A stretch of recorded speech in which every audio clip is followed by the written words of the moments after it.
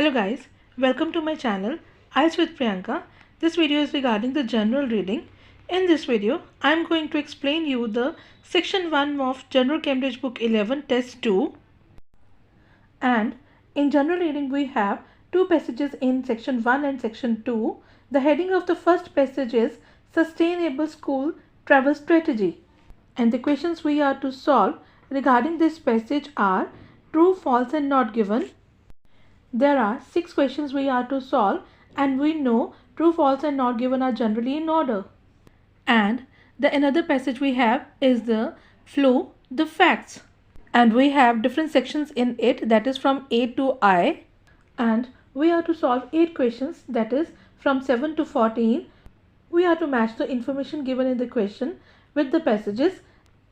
Now first we will solve the first passage. So to solve the true, false and not given, we will read the first 2 questions simultaneously because as we know true, false and not given follow the chronological order. So to have the idea about the location of the question, we read the first 2 questions simultaneously. If we are not able to get the answer of the first question and we find the answer of the second question, then we can easily came to know about that we missed the first question. Sometimes there are chances that the question is not given. Then by checking, we can mark our answer as not given. So this is the trick we used in solving the true, false and not given. So let's read the first 2 questions. Here the first question is, more children are injured when walking or cycling to school than when traveling by car. That is, the question is saying that most of the children injured when they go to school by walking or cycling than those who travel to school by car. That is, the children who go to school by walk or cycle get more injured and the children who go to school by car get less injured. We will check the answer in the paragraph.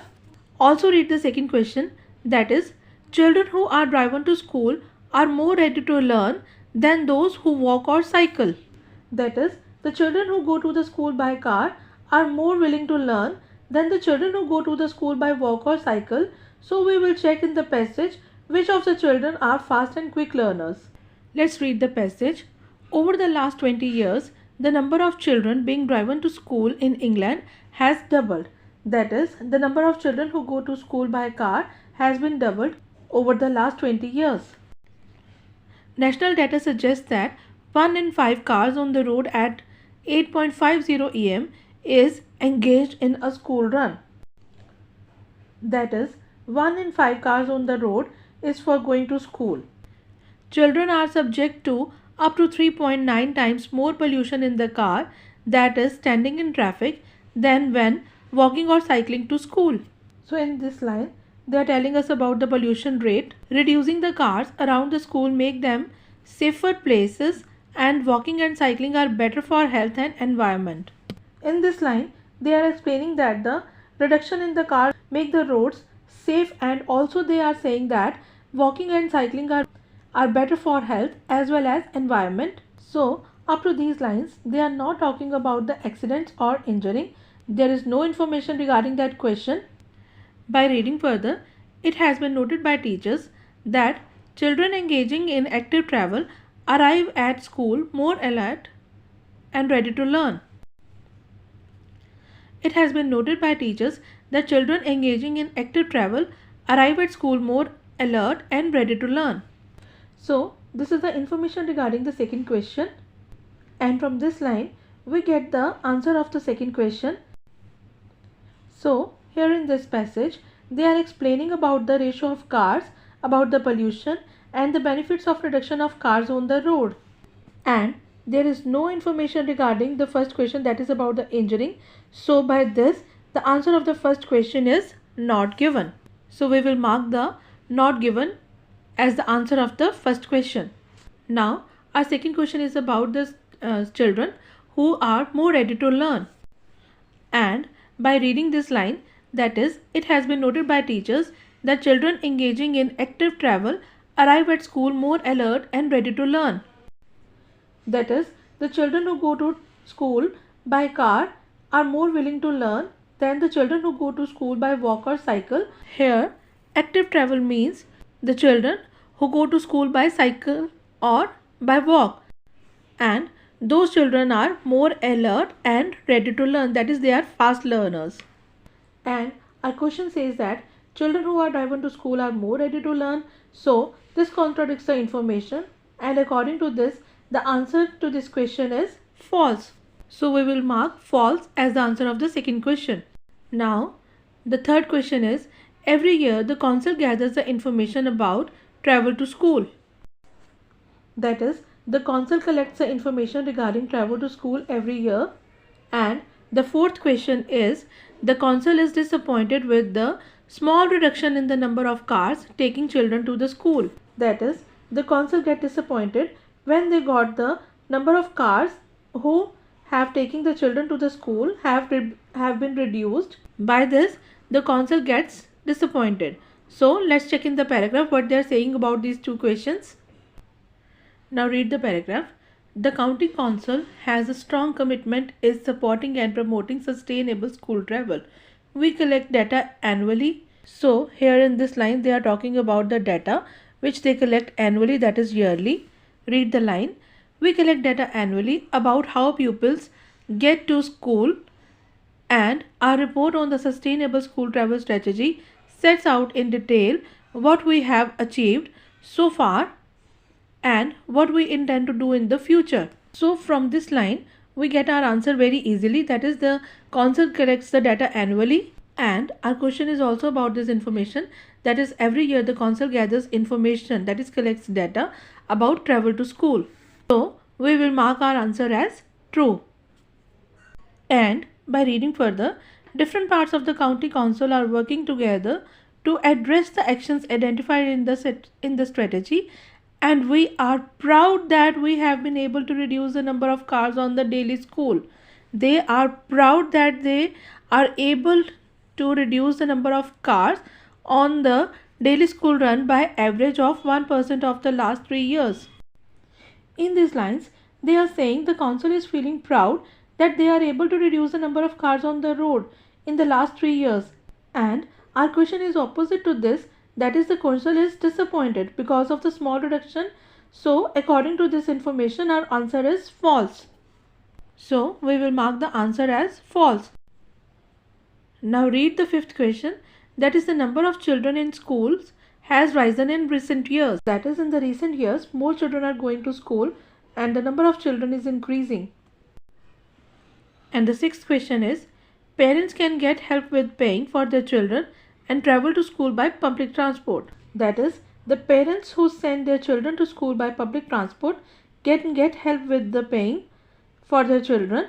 Now read the paragraph further from the line, that is, we are proud that we have been able to reduce the number of cars on the daily school run by an average of 1% in each of the last 3 years, which is equivalent to taking approximately 175 cars off the road annually despite an increase in pupil number. That is, the number of children are increasing in the schools. Here, pupil means a child. We use pupil as a synonym for child or a student. So from this line, our answer is true. In the passage, they are saying that the number of children in the school are rising. So we will mark true as our answer. Now read further. All schools have a school travel plan which sets out how the school and the council can collaborate to help reduce travel to school by car and encourage the use of public transport. Contact your school to find out what they are doing as part of their school travel plan to help you get your child to school in a sustainable, safe way. In these lines, they are saying that the council also make collaboration with the school to reduce the cars on the road and also encourage the use of more public transport. And to know about the help you can get from your child to school in sustainable and safe way, you have to contact school travel plan. Here, sustainable means that can continue for a long time. So in this passage, they are not talking about the paying for children. There is no information regarding this. That is, parents would get help with paying for their children. So the answer to this question is not given. Now move to the next passage, that is flu the facts, and we have A to I section in this passage, and we are to solve question number 7 to question number 14, and we are to match the information given in the questions with the given sections, that is from A to I. To solve this type of question, first we read all the questions to have an idea about the information which we are to find in the different sections, and also we can see that the questions are 8 in number and the sections are 9 in number. So there is one extra section to confuse us, so we are to be alert while solving the questions. Now read the questions quickly. Question number 7 is examples of people who are likely to be particularly badly affected by flu. That is, there would be examples of some people who can be badly affected by flu especially. Eighth question is how to get a vaccination if you choose to pay for it. That is, there will be the explanation of ways to get a vaccination if you have make your mind to pay for it. Ninth question is why new vaccines become available. The reasons will be explained in the passage for the availability of new vaccines. Question number 10th is how long a vaccine remain effective. That is, there will be a talk of time period up to which a vaccine will remain effective. Question number 11th is reference to the possibility of catching a different type of flu from the ones in the vaccine. There will be explanation of chances to have a different kind of flu from the ones in the vaccine. Question number 12 is categories of people who do not have to pay for vaccination. Maybe different kind of age groups will be described in the passage for which people do not have to pay for vaccination. Question number 13 is information about a vaccine consists of. That is, the ingredients will be explained in the passage. Question number 14 is signs that you might have flu. That is, there would be talk of symptoms of the flu. Now we will look for the answers in the given sections. Section A is flu. Influenza is an acute viral respiratory infection. It spreads easily from person to person, at home, at school, at work, at the supermarket, or on the train. No, we don't get any information regarding our questions. Let's read the section B. It gets passed on when someone who already has flu, cough or sneezes and is transmitted through the air by droplets, or it can be spread by hand infection by the virus. This section is also not matches with the information given in the questions. Let's check the section C, that is symptoms can include fever, chills, headache, muscle pain, extreme fatigue, a dry cough, sore throat and stuffy nose. Most people will recover within a week, but flu can cause severe illness or even death in people at high risk. It is estimated that 18,500 to 24800 deaths in England and Wales are attributed to influenza infections annually. This is the question we have just read, that is in the passage there will be talk about the symptoms, and the question we have read, that is the sign that you might have flu. Sign, that is the symptom. They are explaining the symptoms in the section C. So the answer to the 14th question is C. We will mark the C as our answer. Now read the section D. Vaccinations is the most effective way to prevent infection. Although anyone can catch flu, certain people are at greater risk from the infections of flu as their bodies may not be able to fight the virus. If you are over 65 years old, they are talking about a special age group, that is the category, or suffer from asthma, diabetes or certain other conditions, you are considered at greater risk from flu and the implications can be serious. If you fall into one of these at risk groups, pregnant or a career, you are eligible for a free flu. Yes, we have read a question regarding this information, that is for free flu vaccination. Let's check which question it was. Categories who can get the free vaccination, that is the question number 12. categories of people who do not have to pay for vaccination. Do not have to pay, that is free vaccination. So the answer to the 12th question is section number D. And by reading the section D, we also get the examples of the people, that is the people who are over 65 years old and fall into a risk. So these are the examples of people who are likely to be particularly badly affected by flu. So the answer to this question is section number D.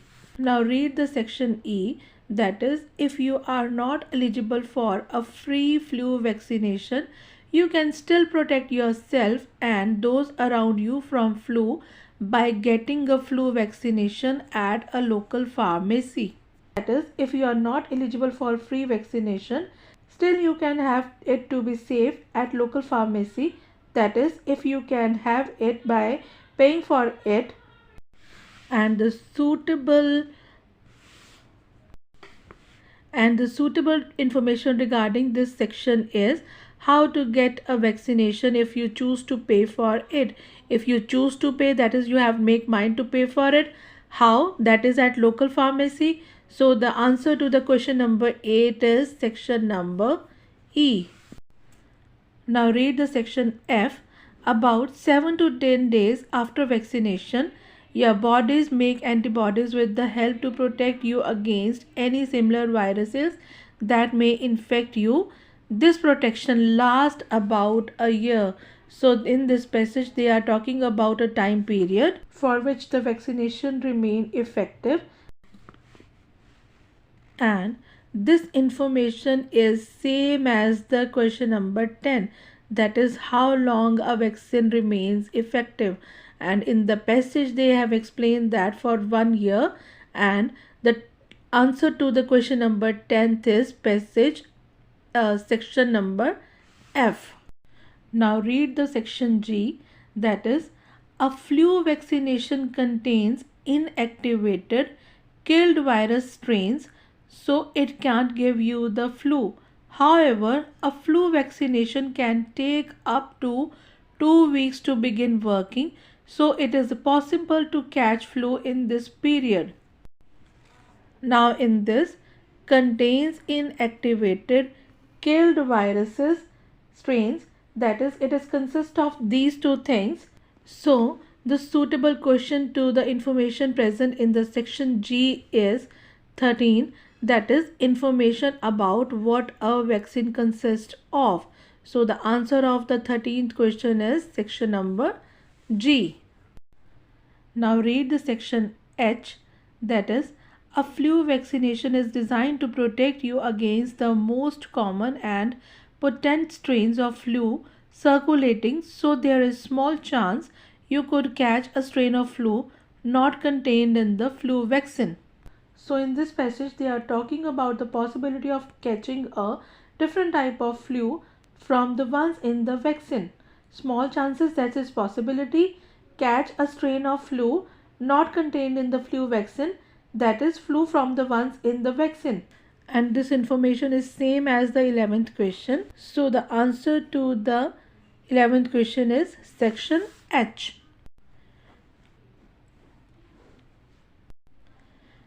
Now read the section I. The influenza virus is constantly changing and vaccines are developed to protect against the predicted strains each year, so it is important to get vaccinated against the latest strains. That is, the vaccines are developed to protect, that is, new vaccines are continuously developed to give you protection against the latest strains. So in this section they are explaining the reasons why new vaccines are developed, and the question regarding this information is why new vaccines become available. So the answer to the 9th question is section number I. So with this our section 1 is over. See you in the next video. Bye bye.